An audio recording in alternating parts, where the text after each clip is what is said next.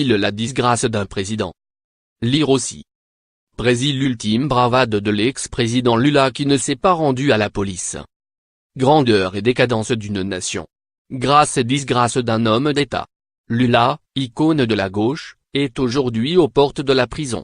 Condamné à plus de 12 ans de détention pour des faits de corruption, l'ancien gamin du Nord-Est rechigne à se plier à la justice, s'estimant victime d'une machination orchestrée par les élites afin de tourner définitivement la page de la gauche et du lulisme.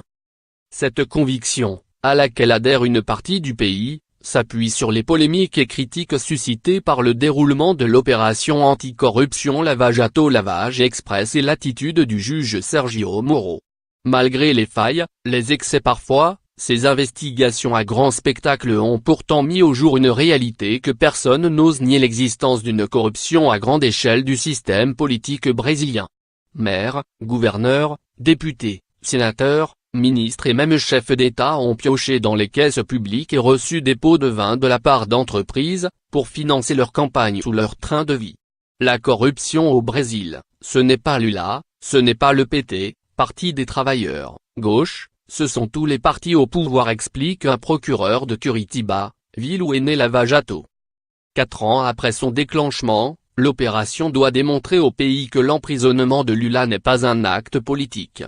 Que l'arrestation de celui qui restera l'un des dirigeants les plus remarquables du pays ne signe pas la fin des procédures.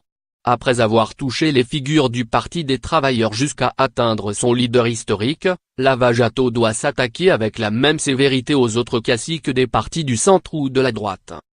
La société en doute, même si certains d'entre eux, comme Eduardo Cunha, l'ex-président de la Chambre des députés, ou Sergio Cabral, l'ancien gouverneur de Rio, tous deux membres du mouvement démocratique brésilien, MDB, ont été condamnés pour corruption. Toutefois, d'autres, inquiétés par Lava Jato, manœuvrent en coulisses afin de stopper l'hémorragie. La phrase est extraite d'une conversation entre le sénateur Romero Jucá et le dirigeant d'une filiale du groupe public pétrolier Petrobras, enregistrée à leur insu. Le parlementaire, qui a succédé à la tête de MDB à Michel Temer, l'actuel président brésilien, laissait ainsi entendre une volonté claire de faire obstruction à la justice. Romero Jucá est visé par plus d'une dizaine de procédures, mais il continue de siéger, sans se sentir inquiété, au Sénat de Brasilia. De la même façon, Ecionev, candidat à la présidence en 2014 face à Dilma Rousseff, est suspecté de corruption passive et d'obstruction à la justice. Mais son dossier n'a toujours pas été examiné par la Cour suprême, malgré la demande de la procureure générale de la République.